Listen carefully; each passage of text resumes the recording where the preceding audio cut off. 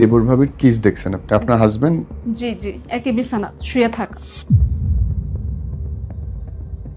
এক ওয়াশরুমে থেকে দুজনে বেরিয়েছে গোসল করে। গোসল করে? জি, এক বিছানায় শুয়ে থাকা, এক ওয়াশরুমে দুজনে যাওয়া। আমি দোনোটাই দেখছি। দেখার পরে আমার শাশুড়িরে বলি। উনি কি আপনার প্রতি শারীরিকভাবে অসন্তুষ্ট ছিলেন? ওইটা উনি জানে, কিন্তু শারীরিক আমি যখন পিরিয়ড থাকে তখন উনি আমার সাথে শারীরিক সম্পর্ক করে। কয় না, 19 বেশি হইলে গায়ে হাত তোলা। মানে ওই বাসায় যাওয়ার এক সপ্তাহ পরে আমার গায়ে আবার হাত তোলা। আমার কাজ হয় না এই জন্য। এই যে আপনি গেলেন, আপনার মা বাবা দেখলো না যে আপনি অসুস্থ? অসুস্থ বিদায় তো নিতে এসে। আমার তো ওরা যে ডাক্তার মারছে, দেখাইতেছে না। ওরা যে মারছে সেটা না, আপনি ওইটা বলেন বলি নাই? না। না, আমি ওইটা মারে বলি নাই। কেন? আমার মৃত লাশটা যেত না। আমার মা, আমার আব্বু, আমার স্বামী, এই তিনটা মানুষ যেন আমার লাশটা না দেখে।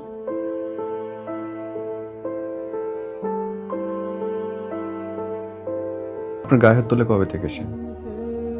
গায়ে হাত তোলে আমার বিয়ের যখন 15 দিনও যায় না তখন। কেমনে? কেন?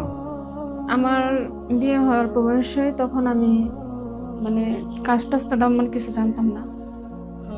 তো উনি খুঁজছিল বাদ, তো বাদ বাইরে দিতে গিয়ে মানে আমি সোফার মধ্যে দিচ্ছি, তো সোফার এই পাশেতে মোবাইল পড়ে গেছে।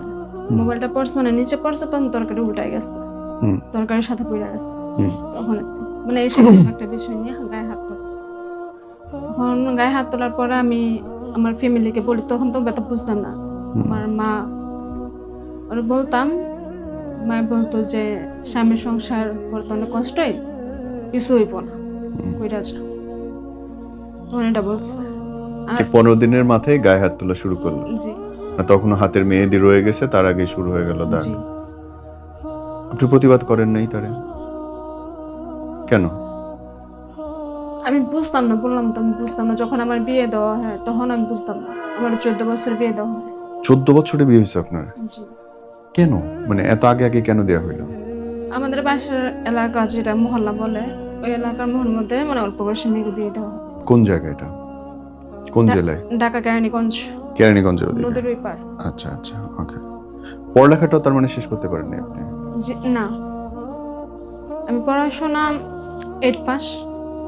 তারপর আর পড়তে পারেন নাই? না না, বিয়ে দেওয়া হয়েছে তখন তার পড়াশোনা করতে দিব না। ওকে, তারপর?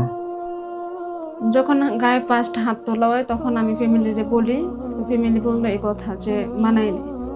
তো ব্যাস চলে গেল। আমার শাশুড়ি বলি, শাশুড়ি বললে কি গো, শাশুড়ি ছেলে তুমি, উনি কইসুন ইয়া দোষ করছে বিদে তো গায়ে হাত তুলছে। আচ্ছা শেষ সাপোজ মানে তারপরে তো মানে উনির সাথে যদি আমি সত্যি কথা বলতে আমি কোনো কাজ করতে জানতাম না। বা আমি একটা পরিবেশে গেছি, আমি আমার বাপের বাড়ির ফ্যামিলিতে থাকছি একরকম, আরেক ফ্যামিলিতে গেছি অন্যরকম। তো যখন এই বাসাতে আইলাম, মানে ঘর ঝাড়ু, থালা বাটি ধোয়া, কাপড় ধোয়া, মানে আমি কোনো কিছু জানতাম না। তখন আমার কাজ হইতো না। না হইলে আমার শাশুড়ি মানে বাপ মাতে লাগালাগালি করতো। আর স্বামী গায়ে হাত তুলতো। মানে গায়ে হাত তোলাটা তখন রেগুলার হয়ে গেল? একদিন 2 দিন পর পরে আচ্ছা। মানে অত্যাচারটা বাড়ায় দিত। আমি যখন কাজ জানতাম না। তো সবাই তো কাজ বাপের বাড়িতে শিখে আসে না, শ্বশুর বাড়িতে শিখে। তখন আমার বিয়ের যখন 1 মাস হইল, উনি একবার আমার গায়ে হাত মানে প্রচন্ড লেভেলে গায়ে হাত তোলে। তার একদিন বাদে আমি অসুস্থ হয়ে পড়ি, অনেক জ্বর। উনি আমার ডাক্তার কাছে নেওয়া যায় না। মানে ওনার কর্তব্য এতটুকু, এক বিছানা থাকলে কখনো স্বামী স্ত্রী হওয়া যায় না। মানে এটা উনি বলতেন? না, আমি বলি এক বিছানা থাকলে স্বামী স্ত্রী হওয়া যায় না। একটা স্ত্রীর প্রতি কর্তব্য আছে। অবশ্যই। অসুস্থ হওয়ার পরে 2 দিন ওনাদের বাসায় আসছিলাম। তখন উনি কোনো ডাক্তার বা কোনো ওষুধ বা কোনো কিছু আইনা দেয় না। তখন আমি আমার মারে ফোন দিই। আমার তখন মোবাইল আমার হাতে দেয় নাই। মোবাইল হাতে দিলে আমি হয়তো বা প্রেম করে অন্য ছেলেদের যদি জায়গা, এই জন্য ফোন আমার হাতে দেওয়া হয়। তখন আমার বাপের বাড়ি চলে যায়। আমার আব্বু আম্মু আয় নিতে আমি তাদের বাসায় যাই। যাওয়ার 1 মাস আমি হসপিটাল ভর্তি আছিলাম। এই যে আপনি গেলেন, আপনার মা বাবা দেখলো না যে আপনি অসুস্থ? অসুস্থ বিদায় তো নিতে এসে। আমার তো ওরা যে মারছে সেটা আপনি বলেন নাই? না, আমি ওইটা মারে বলি নাই। কেন? বলছি মানে এমনি তো জ্বর আইছে, টাইফয়েড হয়ে গেছে জ্বরে। বলি নাই কেন যে ফার্স্ট যখন গায়ে হাত তুললো একটা সামান্য একটা বিষয় নিয়ে, তখনই বলছি, তখন কি বলছিল যে মানাই নেই। তখন এই মার আবার দ্বিতীয়বার কেমনে কই, এর জন্য বলি নাই।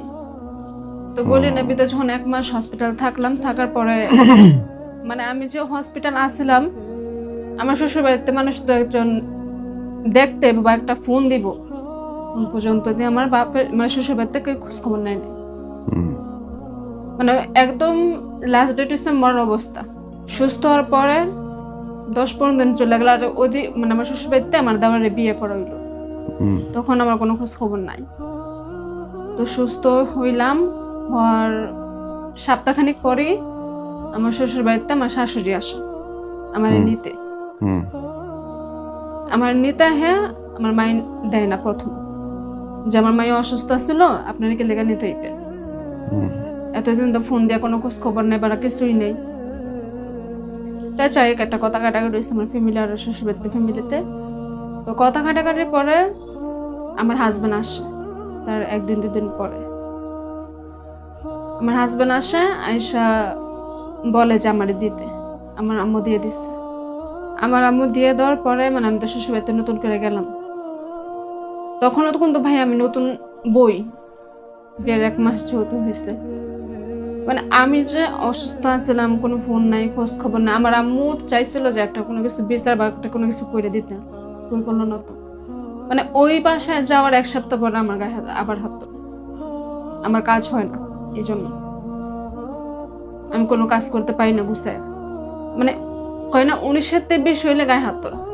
ভাই আপনি বলেন যে কোনো মানুষকে 5 নিশানা বা 5টা হাত বা 5টা জিনিস কমপ্লিট ভাবে কোনো মেয়ে বা কোনো ছেলে একের ভিতরে সব বই পাওয়া যায়? এদিক ওদিক ভুল হবে। আমি তো একের ভিতরে কোনো লাইব্রেরি বই না যে আমার একের মধ্যে সব পাওয়া যাইব। তো কোনো হইলে উনি হাত তোলে। তো যাই হোক আমার ফ্যামিলির তখন আবার বলছিলাম, মানে অনেকবার আমার মা, আমার আব্বু, আমার চাচারা আসছে, আমি সবারই বলছি।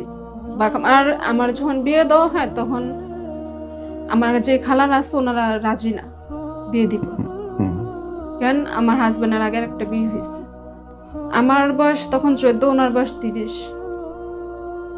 এত ডিফারেন্সে কেন বিয়ে দিল? দিছে বাপ্পার পছন্দ হয়েছে জন্য দিছে। বাপ কি অনেক গরিব ছিল আপনার? না, তো মনে হচ্ছে যে গলার কাঁটা যেভাবে ফেলে দেয় সেভাবে করছে। আপনার বিরুদ্ধে আপনার হাজবেন্ডের অভিযোগ কি একটাই যে কাজ করতে পারেন না? জি। উনি কেমন লোক ছিলেন? বাদ বাকি সময় আপনার সঙ্গে ভালোবাসা হয়েছে কিনা তার কখনো? আমাদের বিয়ের রানিং 8 বছর চলতেছে। ওনার সাথে আমার যে ভালোবাসাটা বনি আছে, আমি মনে করি যে ওনার সাথে আমার কোনো ভালোবাসা বনি নাই। না উনি আমার চায় না আমি ওনারা চাই। মনে মনে না মিললে কখনো সংসার মিলে না। আর 19-20 হইলে এখন তো মেয়ে হয়েছে, গায়ে হাত তোলে তো তোলে, এখন বলে মানে মেয়ে হওয়ার পরে, মেয়ে হওয়ার আগে বলেনি, কোনো এলে বলে তুই জায়গা তালাক দিতে, তা না করছে কেটা। মানে কোনো হইলে মানে এটা। এখন তো কাজকর্ম আপনি পারেন অনেক আগের থেকে গোছানো। জি জি। এখন অসুবিধা কি তার? মানে এখন কি অভিযোগে আপনার গায়ে হাত তুলবে? রান্না মজা না। তার মানে কি সে সামহাও আপনার নিতেই পারে না? জি। মানে উনি, আমি মানে ওনার সাথে যেহেতু মৃত অবস্থা থাকতেছে, আমার যতটুকু আমার অন্তরেতে বলি, উনি আমার কোনো দিক দিয়ে পছন্দ করে না। পছন্দর মানুষের যত বলে থাকুক মানা নিতে জানে। সঠিক। উনি তো আমার পছন্দই করেন, উনি আমার কি মানায় নিতে। কিন্তু আমি যতটুকু বুঝতে পারছি আপনি তো দেখতে সুন্দর, কাজের মানুষ, ভালো বংশের মেয়ে। আপনার প্রতি তো আপনার হাজবেন্ডের ভালোবাসা অনেক বেশি থাকার কথা। আমার বিয়ের যখন 2-3 মাস হইলো, ওনার বড় বাবির সাথে একটা সম্পর্ক আছে। কার? আমার হাজবেন্ডের বড় বাবি। দেবর ভাবির? জি জি। আপনি নিজের চোখে দেখছেন? জি। কি দেখছেন? ওনার সাথে অনেকটা কাজ হয়েছে যে জাবরা জাবরি করা, ফিলিংস কিস করা। দেবর ভাবির কিস দেখছেন আপনি? আপনার হাজবেন্ড? জি জি, একই বিছানা শুয়ে থাকা। মানে নরমালি টিভি দেখা টাইপ শুয়ে থাকা নাকি? না না, নর্মালি বলতে আমি 5 তলায় থাকি, ওরা 4 তলায় থাকে। হ্যাঁ। তো আমার শ্বশুর শাশুড়ির সাথে আমি থাকতাম। জি। তো সকালে যেমন আমরা 6টা বাজে ঘুমে তুইটা যেতাম। হ্যাঁ। 6টা বাজে উঠে গেলে আমার হাজবেন্ড কারখানা, তখন তো কারখানা ছিল, তখন কারখানায় কাজ করতো। হুম। তখন আমি 6টা বাজে ঘুমে তুইটা মানে আমার সংসারের যাবতীয় কাজটা শেষ করে জি। আমি 5 তলায় গেছি। 5 তলায় গিয়ে গোসল মানে আমি ফ্রেশ ট্রেশ হয়ে মানে খাবার খাইতে এসেছি 4 তলায়। হুম। তখন আমার শ্বশুর শাশুড়ি এক রুমে ঘুমাই রইছে, আমার যে বাসুর উনি তো নিচে গেছে, আমার ননদ গেছে কলেজে। তখন মানে ওই রুমে যেটা আমার জালে থাকতো, তো আমি তো জানি যে আমার বাসুর নিচে গেছে, আমার মেজো বাসুরও নিচে গেছে, মানে রুমের মধ্যে কেউই নেই। তো ওনাদের দরজা লাগাই, একদম লক করে না, মানে আমরা চাপাই না। তখন আমি জানি ভাবি একলাই, মানে তখন গেটটা খুলেই দেখছি কি এই অবস্থা, জড়ায় দড়ায় কিস করা। তারপর তখন এটা দেখার পরে আমি হাজবেন্ড কি করলো তখন? আমি চিল্লানতে উঠছি। হ্যাঁ। আমি চিল্লানতে উঠার পরে আমার শাশুড়ি আমি ডাক দিই ঘুমের থেকে।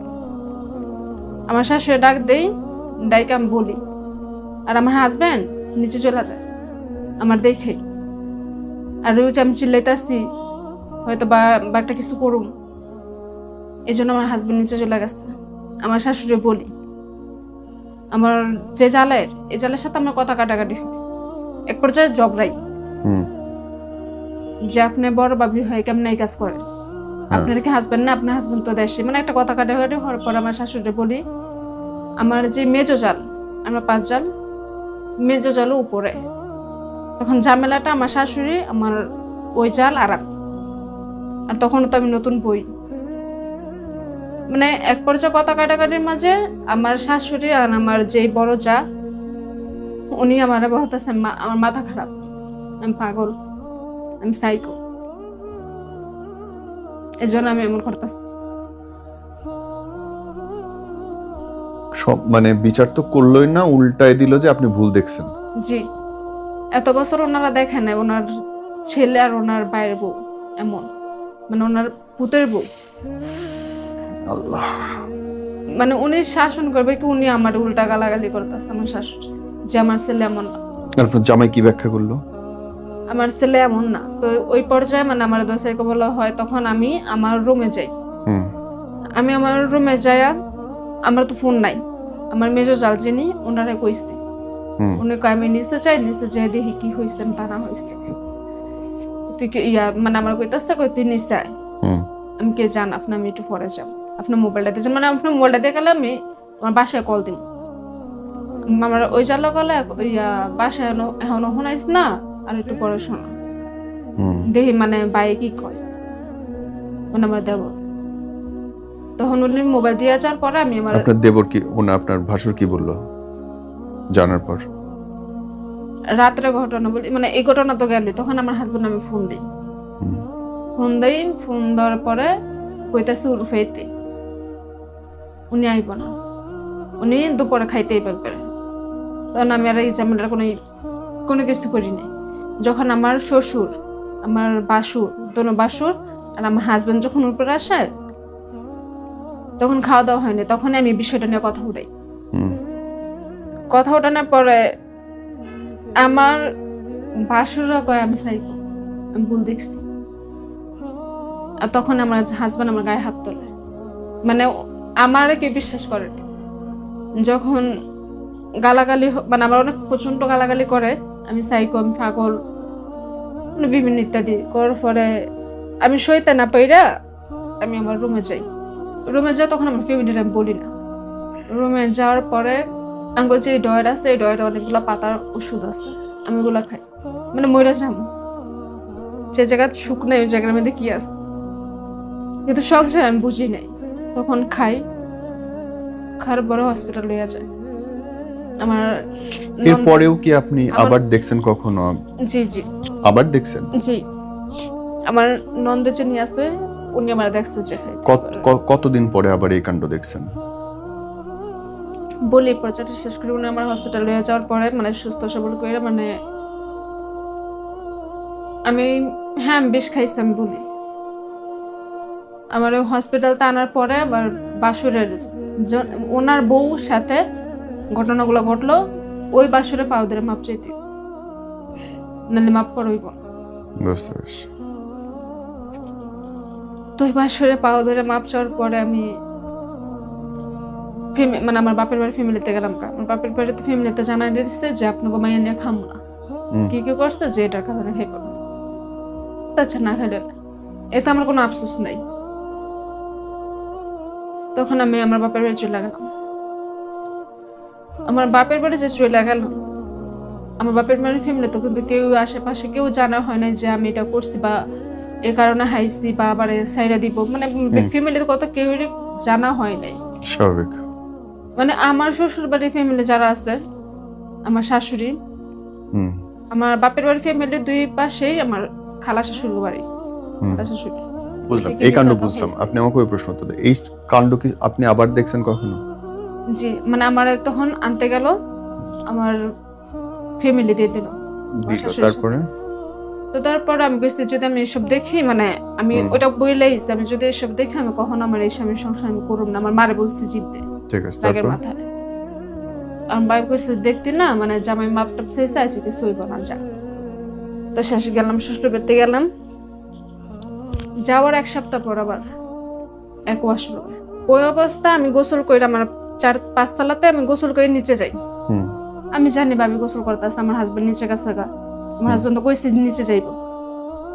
তখন আমাদের আবার রুমে আছে না, রুমের সাথে ওয়াশরুম। আমি ওই রুমেই খাবার নিয়ে খাইতে বসছি। আমার শাশুড়ি শুয়ে রয়েছে আমার জাল কোন উপরে, মেজো জাল, আর আমি জানি ভাবি গোসল করতে গেছে। তো আমি খাইতে নিচ্ছি, মানে 2-3 নকমা খাওয়ার পরেই দেখছি আমার হাজবেন্ড বাড়িতে আছে ওয়াশরুমেতে। আমি কিছু বললে মনে হয় ওয়াশরুম মানুষ যাইতেই পারে, মানে উনি আমার দেখে ঘাবড়াই গেছে। তখন তার পিছনে আমার জালে এক ওয়াশরুম থেকে, যখন পিছনে মানে ওয়াশরুম তো আমি উনি যাইবে স্বাভাবিক, পিছনে যখন আমার জালের দেখি তখনই আমার মেজাজ খারাপ হয়ে যায়। মেজাজ খারাপ হয়ে যায় তখন আমি চিল্লাই উঠি। ওঠার পরে আবারও স্বাভাবিক বলতে আমি আমার শাশুড়ি বলি। তখনও কি আবার সেম কাণ্ড হয় যে আপনাকে সবাই পাগল বলে? জি, আমাদের বাসায় যে ভাড়াটিয়ারা আছে 7 তলা ভাড়া, 6 তলা নিচে, মানে যারা ভাড়াটি আছে ওনাদের সবাইকে বলে দিচ্ছে আমি সাইকন পাগল, যে না আমার কথা বিশ্বাস না হয়। এরকম ঘটনা কতবার আমার ঘটছে? পক্ষে না বলে। এরকম ঘটনা কতবার ঘটছে? 2বারই। অন্য কারোর সাথে দেখছেন আপনার হাজবেন্ডকে? না, শুধু ভাবির সাথে? জি। উনি কি আপনার প্রতি, সরি আমি এভাবে প্রশ্ন করছি মাফ করবেন, উনি কি আপনার প্রতি শারীরিকভাবে অসন্তুষ্ট ছিলেন? ওইটা উনি জানে, কিন্তু শারীরিক আমি যখন পিরিয়ড থাকে তখন উনি আমার সাথে শারীরিক সম্পর্ক করে। ওয়েট, শুধু পিরিয়ডের সময়? মানে একটা মেয়ে তো পিরিয়ড হয় সপ্তাহখানিক থাকে, হ্যাঁ, উনি এটা বুঝেন না যে পিরিয়ডের সময় কিন্তু অনেক পেইন হয়। জি, উনি এটা বুঝেন। উনি মানে আমার পিরিয়ড থাকার সত্ত্বেও উনি থাকবে, মানে নরমাল প্রতিদিনই আপনাদের? প্রতিদিন না, মানে 1-2 দিন পর পরে। কিন্তু উনি কখনো, মানে আমারও তো একটা জিনিস আছে, আমার কখনো হয়েছে কিনা বা আমার একটা চাহিদা মিটছে কিনা, উনি কখনো এটা বুঝেন তাহলে এখন পর্যন্ত। উনি ওনার মতন, ওনার উঠছে উনি থাকছে, উনি আবার নিজেটা নিজে অন্যদিকে মুখ বেড়ে শুয়ে রয়েছে। মানে যেভাবে আদর করা, ভালোবাসা এইসব কিছু নাই তার মধ্যে? না। এই জ্বালা সহ্য করতেছেন কতদিন হলো? 8 বছর। কেন? ফ্যামিলি থেকে চাই। এখনো গায়ে হাত তোলে? জি। একটু প্রতিবাদ করেন না? প্রতিবাদ আর কি করুন? আপনার মনে হয় না যে মানুষের গায়ে হাত তোলা অপরাধ? বলে ওনারা অনেক কিছু বলছি যে কোনো বীর পুরুষ কখনো গায়ে হাত তোলে না, কোনো স্ত্রী কাপুরুষটা গায়ে হাত তোলে। অনেক কথা কওয়া হয় বা অনেকে ওয়াজ আছে বলা হয়, ওনারা এগুলা দেখাইতাম বা আমার ফোনে যখন ফোন টিপতাম যারা বৌমার এগুলা দেখাইতাম যে বৌমারা ভালো না, উনি কয় পরে কে করে দেখে বৌমার অভিযোগ আপনার দিকে দেয়? জি। আপনি পরকীয়া করেন তার বলেন? মাঝখানটা বলি, আমার যখন মেয়ে হইব, আমি জানতাছি বা সবাই জানতাছে মেয়ে হইব 2020 সালে করোনার মধ্যে, তখন উনি আমার পেটের মধ্যে লাথি দেয়। 6 মাসের প্রেগনেন্ট আমি।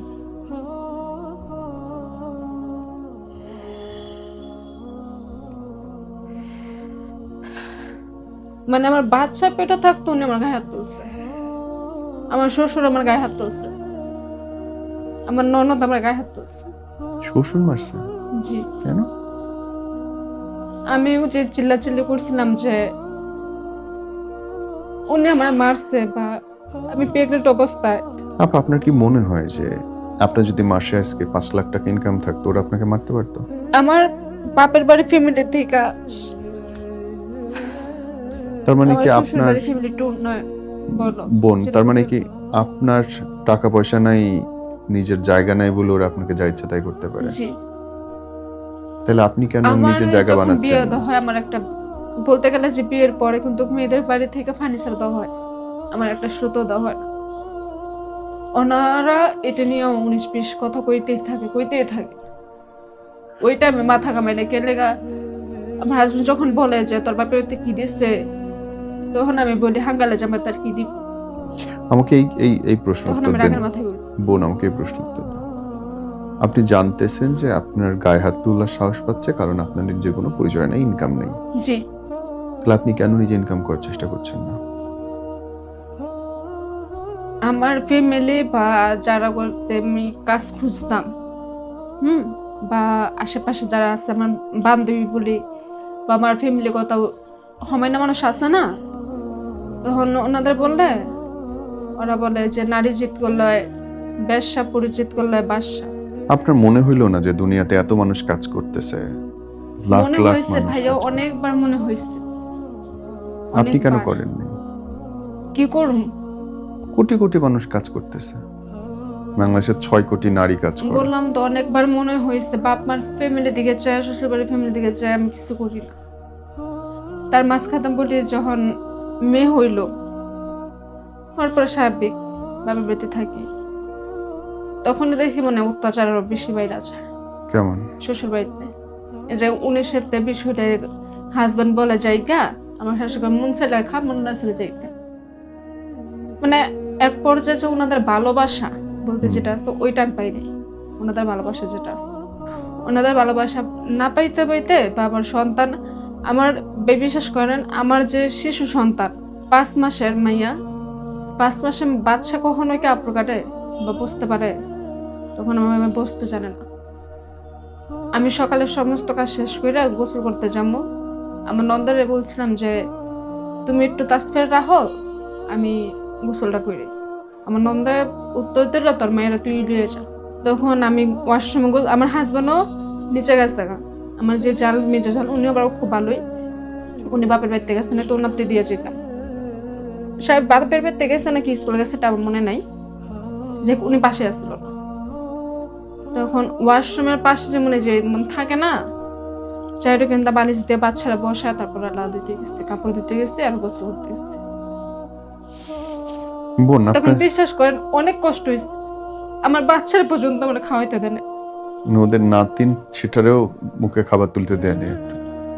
বেবি হয় ডিসেম্বরের 30 তারিখে, অক্টোবরের, তেমন শীত না। তখন আমি আমার ফ্যামিলিগত ছোট মেয়ে, তখন আমার ফার্স্ট বেবি হয়, মানে বিশেষ করে বর্ণাতি আমার মেয়ে। তখন আমার মায়ের কি মানে ছুরি করে বাচ্চারা কেমনে পালে এগুলো আমার মায়ের বুঝতো না। তখন আমার নানি কম্পে সেরা করে দেওয়া যেত, যে এমনি কর হেমনে কর শিখাই দেওয়া যেত। আমি তখন আমার বাচ্চা চাইছে ছুরি করতে চাইছে, আমি আলগা খাওয়াইতে ছুরি করতে চাইছি। আমার মা কইছে যে এখন দিস না, চল্লিশ দিন যাক তারপরে দিস। আমার কথা শুনছি, তো শ্বশুর বাড়িতে তো দিবই না। আলগা খাইলে বেলায় মানে সমস্যা হইব, ঠান্ডা জ্বর এগুলো লেগে যাবে, বাড়িতে শীতের দিন। তখন দেয় নাই, দেওয়ার মানে অনেক দিন হয়েছে। হওয়ার পরে যখন আমার বাচ্চার 5.5 মাস, 5.5 মাস হইলো, আমার বুকের দুধ কমে গেল। স্বাভাবিক, এটা সবারই বুকের দুধ কমে যাওয়ার পরে আমার বাচ্চা কাঁদতেছে, মানে 2-3 ঘন্টা হয়ে গেছে আমার বাচ্চা খাবার খাইতেছে না। তো কাঁদতেছে বেঁধে আমার যেহেতু বড় নাতি, আমার ফ্যামিলি কত আমার মেয়ের অনেক সাদর করে সবাই। তখন আমার চাস্তো করে বাবি আছে, ওনারও বাচ্চা আমার বাচ্চা সমান সমানে। তো ওনার কাছে তার কি দুধ আনে না, শুধু মিষ্টি আনে আর সুজি আনে, আয়না খাওয়ায়। খাওয়ানোর পরে মানে যেমন সকালে খাওয়াইছে, দুপুরে খাওয়াইছে, মানে আজকে খাওয়াইছে, কালকে আমার মেয়ের পেট খারাপ হয়ে গেছে, বুঝতে পারছি। একদম সিরিয়াস অবস্থা, আমার মেয়ের সিরিয়াস অবস্থা খারাপ। নাতির জন্যও কোনো যত্ন ওদের নেই? শ্বশুর বাড়িতে আছে তো, কি যত্ন? মাইয়া খাইলে খাক, না খাইলে না খাক, আমার নাতি গতি কিছু কইরাতে, মানে শাসন যে আমি যে মা, আমি যে আমার বাচ্চারে দুষ্টুমি করলে বলি না যে এটা কইরো না, বা আমার মাইয়া খাইতে চায় না, আমি কি মা হয়ে আমি যে নিচে চাবো যে আমার বাচ্চা না খাই থাকুক? কোনো মাই কিন্তু চাইবো না। তো 6 মাস হওয়ার পর 5 মাস 5.5 মাস পর হসপিটালে গেলাম মহাখালীতে, ফেরত দেয়। তাও তার পাশে একটা কি হসপিটাল জানি আছে, তো মনে নাই, ওই হসপিটালতে আমার বাচ্চা ভর্তি আছিল, মানে 10-11 দিনের মতন ভর্তি। মাইয়ার অবস্থা সিরিয়াস খারাপ, আর 3 দিন প্রায় কোনো খাবার নাই, হুদা স্যালাইনের পানি যেটা আছে ওইটা বাচ্চারা খাওয়াইতাম। আর বুকের দুধ না মানে 3 দিন অনেক চেষ্টা করছে, ডাক্তারও করছে, বা আমি নিজেও চেষ্টা করছি, যেটা হচ্ছে লাউ, কালো জিরা ভর্তা, তখন হয় না। হওয়ার পরে যে উনি বড় ডাক্তার আছে, উনি বড় ডাক্তার কাছে বাচ্চা যেহেতু 5.5 মাস হয়ে গেছে, অনেক বাচ্চারা কিন্তু ছোট করতেই আলগা দেওয়া হয়, তখন উনি একটা ওষুধ লেখা দেয় যে বাচ্চার এইটা ছাড়া বাচ্চার যখন 8 মাস হইবে 8 মাস পর্যন্ত শুধু রানিং এই দুধ, আলগা স্যালাক সাবু মানে ও কত স্থিত আছে, খিচুড়ি এগুলা দিতে না করছে। তো দিতে না করছে স্বাভাবিক, তো ডাক্তার দিয়ে গেছে। তো ডাক্তার ওই মানে দুধটা আনার পর বাচ্চারা আমি খাওয়াই, বুকের দুধ তো নাই, মানে বাচ্চার আমি আজকে খাওয়াইছি 3 টাইম খাওয়াইছি, 4 টাইম খাওয়াইছি, আজকে খাওয়াইছি, বাচ্চা 1 লিটারই খেয়েছে। আমি কইলে যে আমার বাচ্চা খাইনি, আমার বাচ্চা খাইছে, তাই নেই খেয়েছে। তখন আমার সাথে আমার শাশুড়ি থাকছে হসপিটালের মধ্যে। তারপরের দিনকে আমার শাশুড়ি যিনি আমার ওষুধ দিচ্ছে, মহিলা ডাক্তারটা, আমার শাশুড়ি ওনার কাছে থেকে মানে বুকের দুধ নামানোর ট্যাবলেট নিয়ে এসেছে, বাচ্চারে আলগা দিব না, আলগা দিব না খাইতো। তখন নেওয়ার পরে আম্মু কইতাছে এই দুধ খাওয়াইস না। আমি কি গেলে তো খাইবে কি, আমার তো বুকের দুধ নাই, তাসপিয়া খাইবে কি, কয় এই ওষুধ খা, বুকের দুধ নেমে যাবে। তো আমি বুঝি নাই, তো খাইছি, বুকের দুধ নামছে, বাচ্চারা খাওয়াই। তো পাশাপাশি তো যেহেতু ডাক্তার দুধটা দিছে, আমি চাইছি যে বুকের দুধও খা, পাশাপাশি আলগাও খা, আমার শাশুড়ি দিল না। হচ্ছে এখন আপনার বাচ্চার অবস্থা কি, শরীর কেমন? ভালো, আলহামদুলিল্লাহ। বোন, আপনি যদি বলেন যে আপনার জীবন থেকে মানুষ শিখতে পারে, কি শিখতে পারে বলেন তো? আমার জীবন থেকে মানুষের এতটুকু শিক্ষা নেওয়া উচিত, জীবনে যাই করো বা না করো, নিজের যোগ্যতায় যদি 1 টাকাও থাকে, এটা তোমার থাকবো, তুমি এটা নিয়ে ভালো থাকো। তবু অন্যের দ্বারা হাত দিও না, নিজের হাজবেন্ড হোক, নিজের বাবার বাড়ি ফ্যামিলি হোক, কারো কাছে 10 টাকাও চাইও না। তার মানে আপনার জীবনের শিক্ষাটা হচ্ছে যে যদি আজ আপনি ইনকাম করতে পারতেন, আপনার ইনকাম থাকতো, তাহলে আপনার সম্মান থাকতো, জি কেউ গায়ে হাত তুলতো না, এবং আপনি একটা সুন্দর জীবন পাইতেন। জি ইনকাম করেন নাই বলে আজকে আপনার জীবনে উঠতে বসতে কথা শুনতে হচ্ছে, মার খাইতে হচ্ছে। এ নিয়ে আমরা দোয়া করি আল্লাহ আপনার ভালো রাখুক। আর কোনো কিছু অ্যাড করতে চান, বলতে চান আর কিছু? কোনটুকু বলতে চান এখন? বলতে চাই যে আমার বেবি হওয়ার পরে শাশুড়ি তো 2 দিনও না খাইতে, তখন বাচ্চার যখন 1-2 বছর হয়ে গেল, আমি আমার ফ্যামিলিরে বলি, 1-2 বছর হয়েছে কিনা তা জানি না, ফ্যামিলিরে বলছে আমি আর অত্যাচার সহ্য করতে পারতেছি না, তুমি একটা কিছু করো, আর আমি যদি যেদিকে মন সেদিকে যামোগা, আমার কখনো খুঁজবা না, মনে করবা যে তোমার মাইয়া মইরা গেছে, বা তুমিও আমার ছেড়ে দিছো, আমিও তোমার ছেড়েছি না, আমার মার এটা কই। তখন আমার বা হয়তো আমার ডিভোর্স নিয়ে আইও, মার এটা কইটা মায়ে কইছে তুই যদি ডিভোর্স হয়ে এখন বাসায় হস, তোর ভাই একটা বড় হয়েছে, তার বাইরে বিয়ে করে দেব, কোনো ভালো পরিবেশে বিয়ে করে চাইতো না। আমার মা উনি তো আমার সৎ মা না, আমার নিজের আপন মা। তাও কে লেগে 14 বছর মেয়ে 30 বছর পোলাতে বিয়ে দিচ্ছে।